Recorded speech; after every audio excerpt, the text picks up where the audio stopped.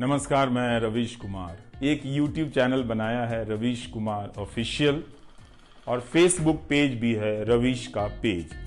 इसे सब्सक्राइब कीजिएगा। अब मैं YouTube पर ही नजर आऊंगा।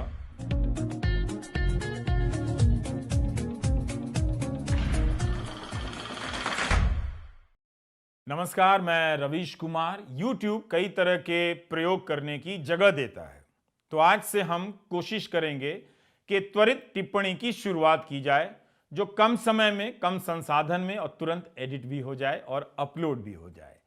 अन्याय की व्यवस्था न्याय की व्यवस्था के आगे मजबूत हो चली है। हम सब देख रहे हैं, हमारे जीवन में चारों तरफ से अन्याय को व्यवस्थित किया जा रहा है।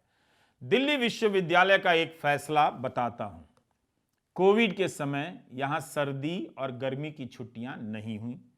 इसकी भरपाई के लिए जो परमानेंट टीचर हैं, उन्हें हर साल के हिसाब से 12 छुट्टियां दी जा रही हैं। मगर कोविड के ही दौर में एडहॉक टीचर ने भी उतना ही काम किया, बल्कि कई मामलों में उनसे ज्यादा काम किया होगा। तो उन्हें 12 दिनों की छुट्टियां प्रति वर्ष के हिसाब से क्यों नहीं मिलनी चाहिए? आखिर कोई इतना अन्यायपूर्ण फैसला कैसे ले सकता है? इस फैसले पर दस्तखत करने वाले लोगों की अंतरात्मा ने क्या पलट कर नहीं देखा होगा कि बाकी लोगों ने काम किया, तो उनके लिए भी कुछ सोचना चाहिए। एक ही स्टाफ रूम में दो कैटेगरी के टीचर बैठते हैं, एक परमानेंट और एक एडहॉक।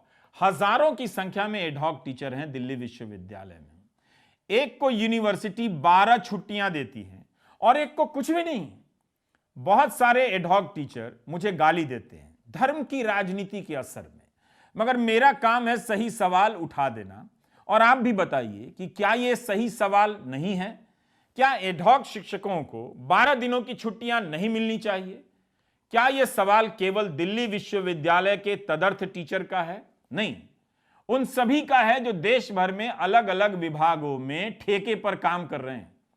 दिल्ली विश्वविद्यालय को एडहॉक शिक्षकों को भी 12 दिनों की छुट्टियां देनी चाहिए, 3 साल की, जो परमानेंट टीचर को दी गई हैं।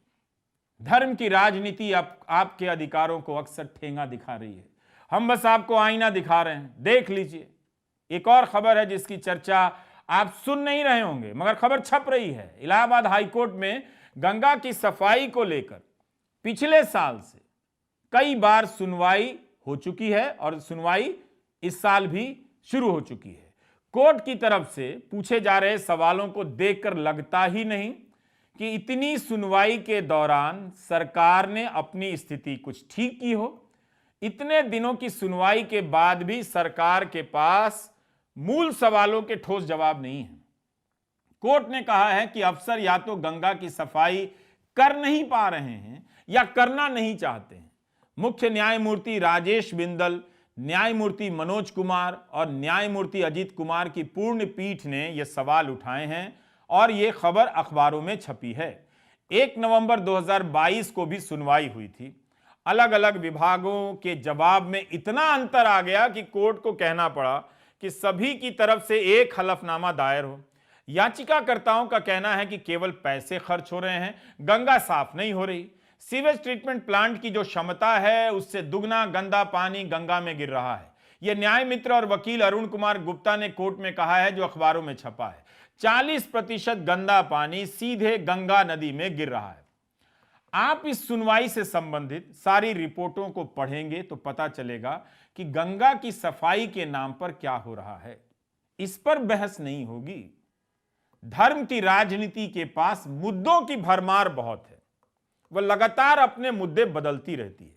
अब गंगा किसी को नहीं बुलाती। मुद्दा हल्द्वानी पर शिफ्ट हो चुका है।